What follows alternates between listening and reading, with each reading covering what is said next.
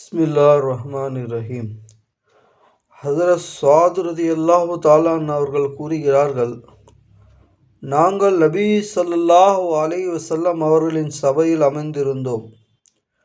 அச்சமயம் நபி ஸல்லல்லாஹு அலைஹி வஸல்லம் அவர்கள், உங்களில் யாரேனும் ஒருவர் தினமும் 1000 நன்மைகளை சம்பாதிக்க இயலுமா என்று கேட்டார்கள்.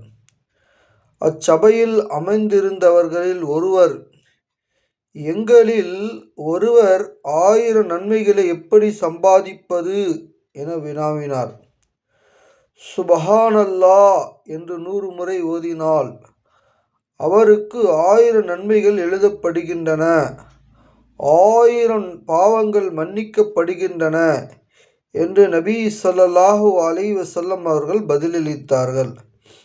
அல்லாஹு தாலா எந்த ஹதீஸை படித்தோமோ, எந்த ஹதீஸை கேட்டோமோ, அதன்படி முழு உலக உம்மத்தையும் அல்லாஹ் தாலா அமல் செய்ய நல் உதவி புரிவானாக. ஆமீன்.